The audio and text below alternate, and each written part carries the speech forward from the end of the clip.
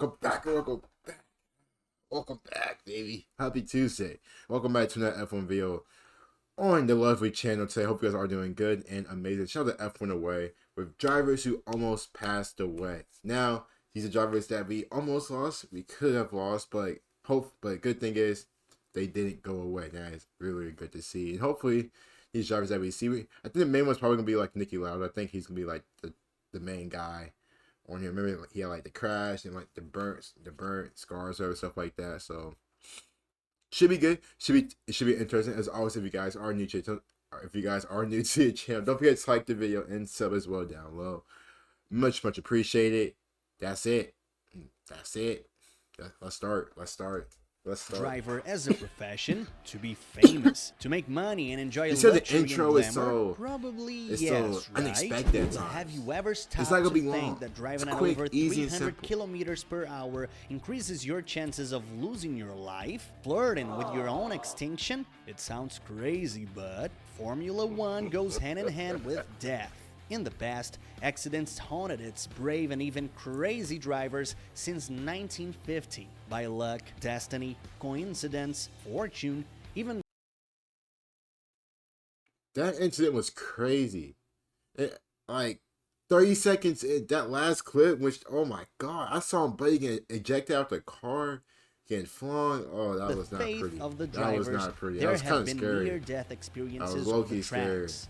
Drivers whose lives were turned upside down and received divine or non-divine signs to stay away, whether by choice or force, from the cockpit.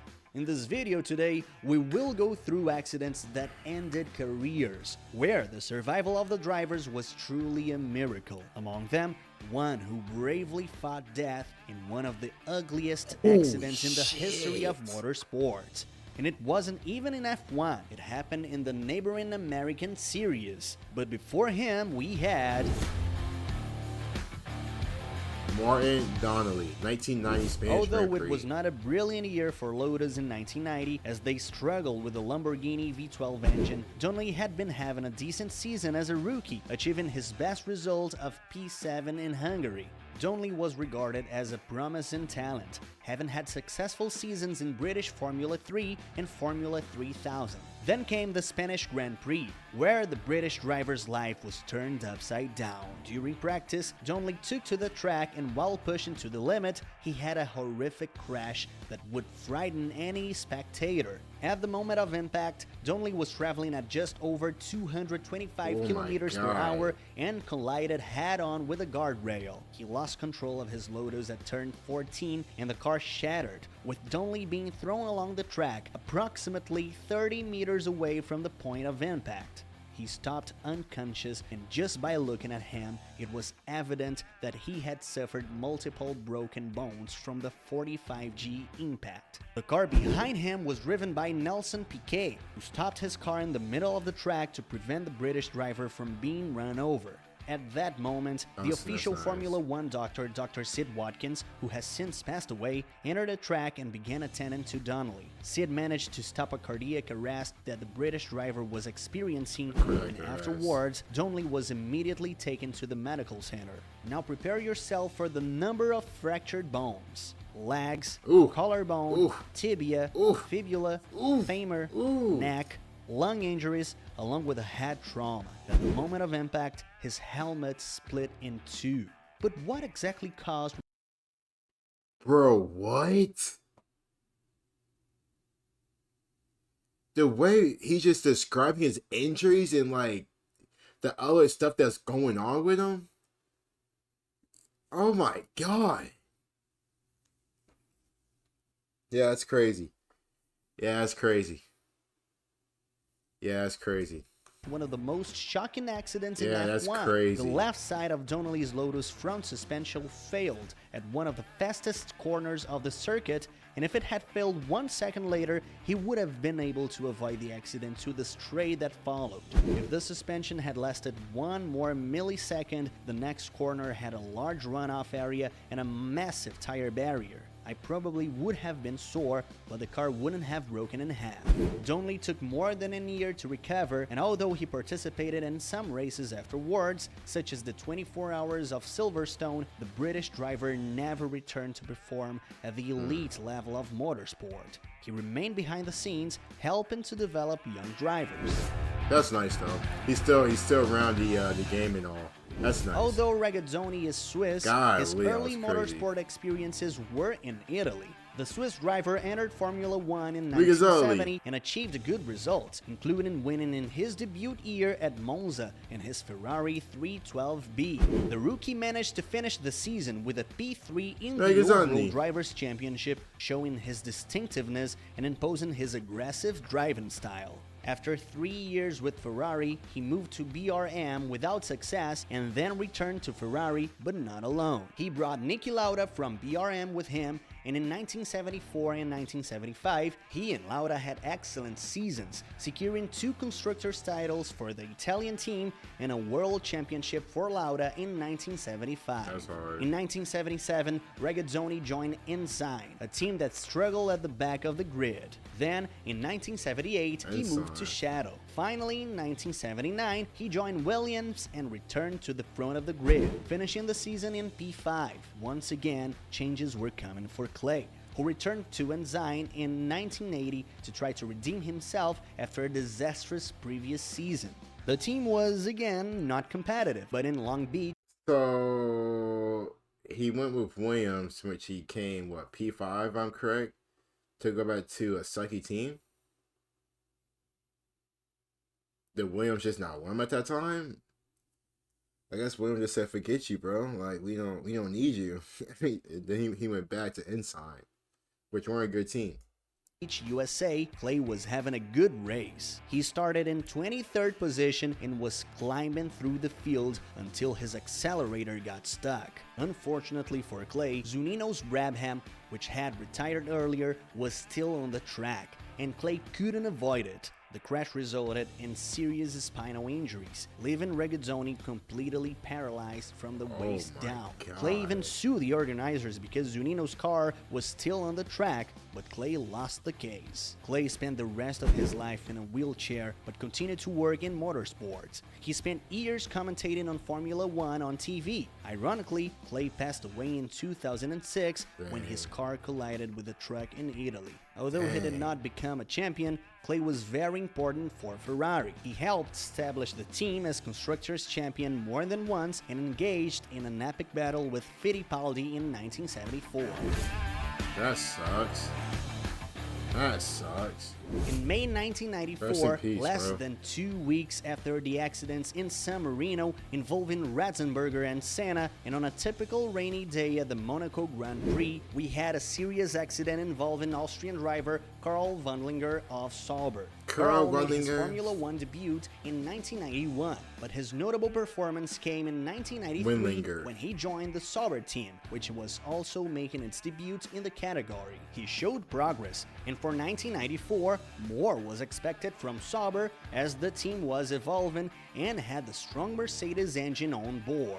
The team hoped to finish the races in point-scoring positions. The Monaco Grand Prix, during qualifying and on his first hot lap, Karl completely lost control of the car at the port chicane and crashed straight into the barriers. The impact was severe, and Karl lost consciousness immediately.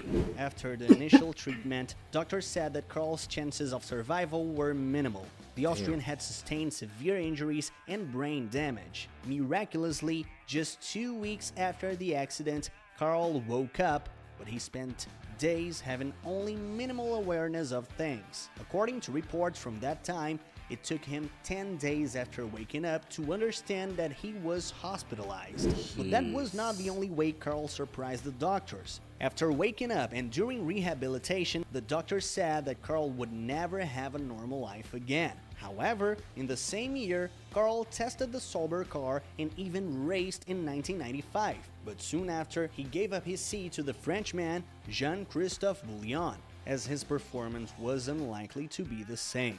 After this horrific accident, another one following Rubinho, Ratzenberger and Senna in San Marino, the category's officials met to discuss changes for driver safety. Once again, Formula One waited for something to happen before reacting. We would have been telling you that.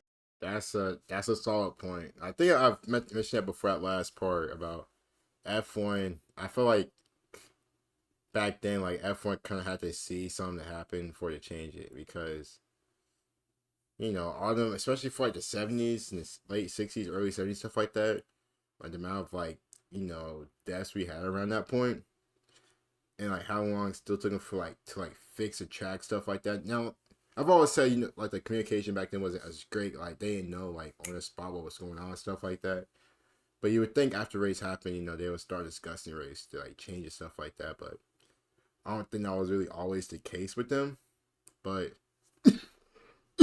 excuse me, but I will say some of these drivers and what they're freaking going through in terms of like these injuries, stuff like that, and still racing. Story in a very different way. It's freaking crazy.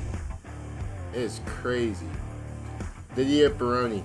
We know about him. Didier Pironi was a French driver who was having the best season of his life in 1982. He started with Tyrrell, then moved to Ligier after 2 seasons, and with good results, he joined Ferrari in 1981 and 1982. 1981 was not a good season for Pironi, but in 1982, he was aiming for the long-awaited championship. The fight was between him, Watson from McLaren, and Keke Rosberg from Williams. 3 teams with 3 different engines. With only 5 races left in the season, Pironi arrived at the German Grand Prix in Hockenheim with a 9-point lead over Watson. In qualifying, with a high-speed track favoring turbo-powered cars, Pironi took advantage, pushed hard, and dominated the qualifying session, or rather, he dominated the first part, and the second part the following day would be under rain. And that's when the tragedy unfolded. With the cars already on track in the heavy rain, Alain Prost was driving slowly on a lap where he would enter the pits. Why is Alain Prost coming in so hot? I don't know if that was just me or what, but it seemed like he was, he was coming in pretty hot through the pits.